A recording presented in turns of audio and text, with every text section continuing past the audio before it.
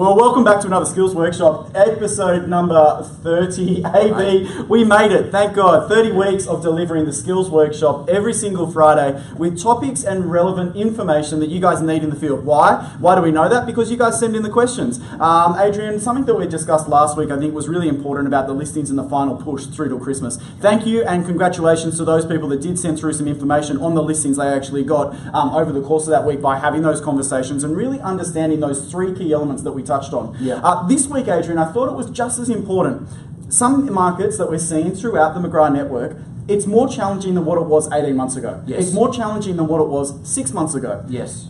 Mindset, headspace, there's a lot of elements that we discuss individually with people we coach. We discuss it as groups. But I thought you touched on something just before we started recording, and it was something you got from Tony Robbins. Yep. And given your experience, I know that you learned this very early on in your career. Yes. And I would love you to kind of explain those three key elements that we discussed just before we started recording, because I think in this time of year, when the final push is happening, everyone's getting excited about the Christmas period, everyone's getting excited about the sales that they've been making.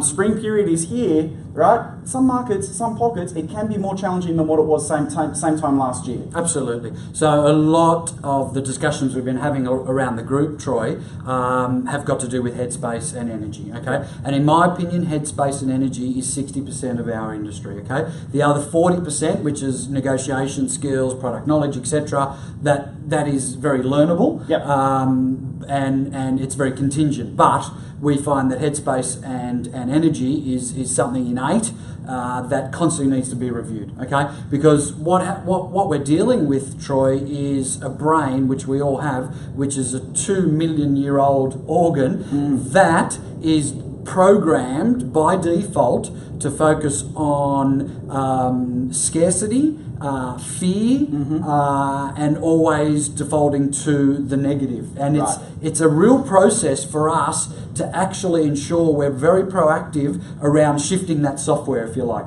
Because otherwise it's always programmed to be in survival mode and fear mode, okay? The old fight or flight, and that's where we've evolved from, obviously, and that brain and that 2 million year old organ hasn't evolved as yet, so we need to be really proactive around shifting that, okay? So a lot of people at the moment and a lot of agents are finding that, okay, I'm dealing with some stock that can't sell.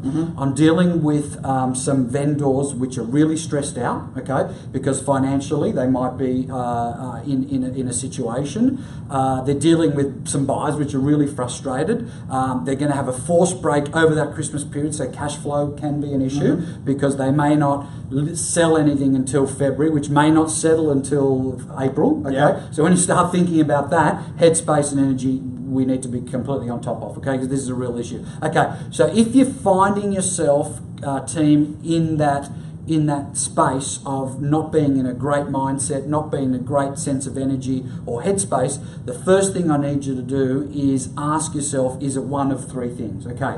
Is it my strategy, okay? So what I mean by that is, have you actually set up the basic fundamentals to make sure that your headspace will be okay? So I'm talking as granular as, are you setting your alarm on time so you get up and do your exercise or have your morning ritual, whether it's meditation or whatever it might be? Do you have an ideal day that's set up? Are you having a daily or weekly huddle with your team? Are you meeting one-on-one with your sales leader every single week? So they're very strategic. They're things you can control and strategically set up for yourself, okay? So number one, is it your strategy that's got you off track, okay? Number two, is it your state? So is it your energy? Okay, now if it is your energy, it might be the foods you're either putting in your mouth or the content or information you're putting into your brain, okay? Or the sleep or the lack thereof that you may or may not be getting. So if you're watching the 6 o'clock news every single night, 5 days a week, let me tell you, you're going to be in a terrible state and because there's nothing but negativity. Pretty negative, right? I mean, I haven't watched the news for 20 years, but I can tell you what it is because it's been the same for 20 years. There's natural disasters. Someone's killing each other. There's problems in the Middle East, and the list goes on. Interest rates are going up or down. So it's all the same nonsense, right? So I wouldn't feed your mind with that, and I wouldn't feed your body with junk food or toxins, okay? So is it your state? If it is your state, fix it.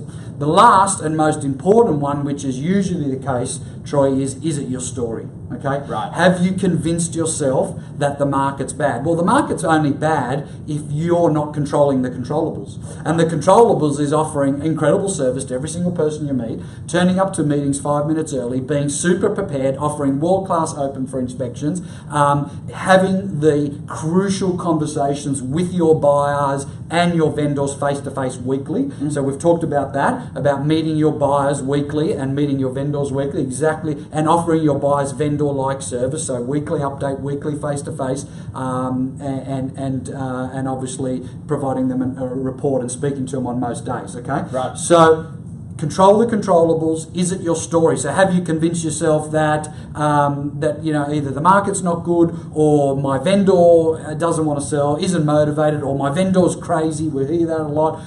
If the vendor has appointed you at some stage and signed a legal document and written you a check between $1,000 and $6,000, they have some degree of motivation. Yeah. It's your job to act as the conduit between that vendor and your buyers and piece together a sensible price and have that owner move on. Tap into their motivation.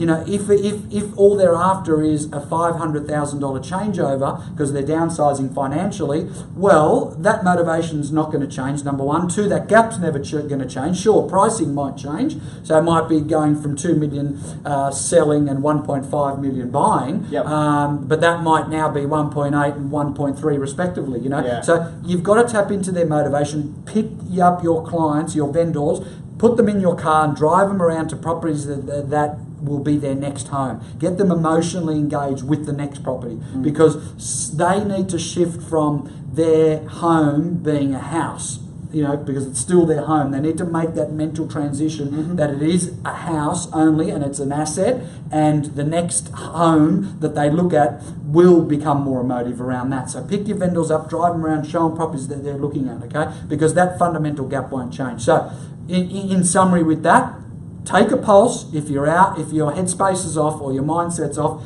is it your state, is it your strategy, or is it your story? And it might be all of the above, but have some conscious energy around that and make changes.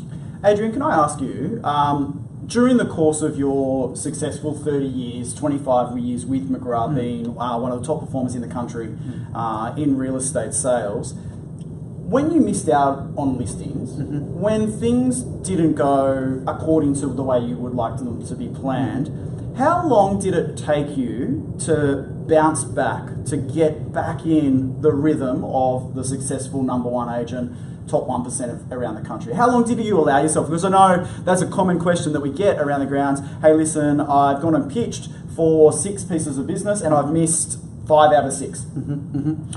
How long did you allow yourself to actually go, right, understand, learn, let's bounce back and let's get back in momentum? 2 seconds. Really? It didn't start like that. Yeah. At the beginning, I used to torture myself, number one, and number two, I used to drag that negative lost listing energy into the next 4 listings and lose them as well. Yeah. Okay, so that's a big no-no. Learn from my mistakes, please. So for the last 15 years, it literally took me 2 seconds to get over it. I'll tell you why, Troy, because I always broke it down into 10 listing appointments, right? Yep. And my budget was only to list 5 of those.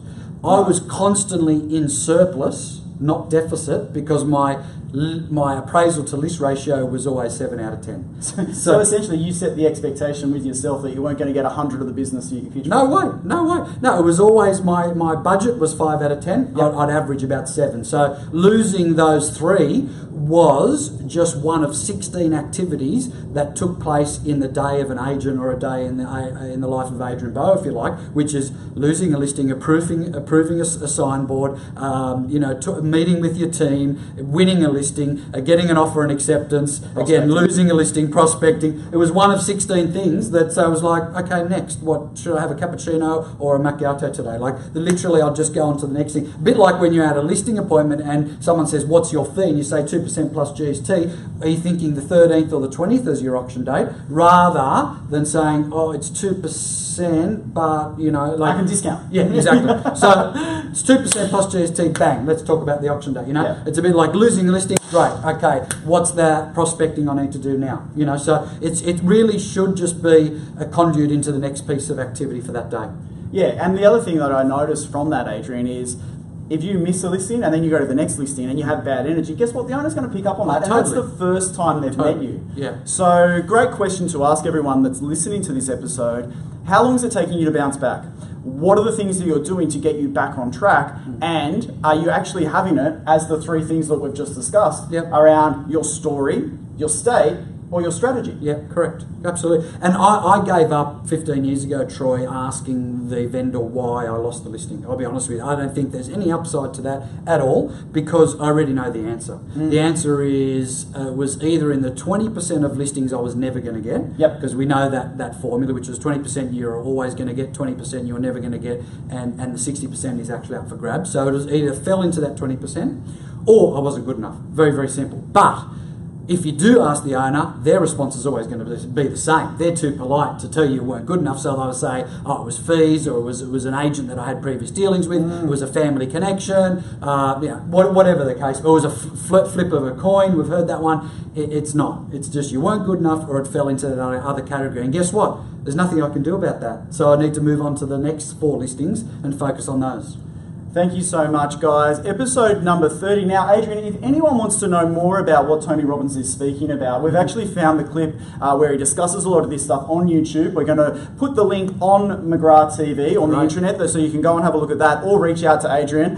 He's obviously been trained and obviously a very in-depth knowledge around this type of thing. And obviously 25 years of real estate experience in McGrath will actually show that come through. So thank you so much again. The wisdom that you share every single week. I know that people get a lot of feedback and they send a lot of feedback to me, mate, so we're indebted forever in saying thank you for that. Episode number 30, guys, 30 episodes in. I can't wait till we get to episode number 50 because not only are we going to get a coffee, we may even get lunch. Exactly. It'll only be a cheap lunch, it'll be a salad, but that's all right. Guys, thank you so much for watching. Again, please keep sending the questions through. We love hearing from you. We love the feedback. We want to make this as relevant as possible because we know that you can use this out in the field on the weekend to make sure your clients are getting the McGrath 6-star service. Until next week, bye for now. Bye for now.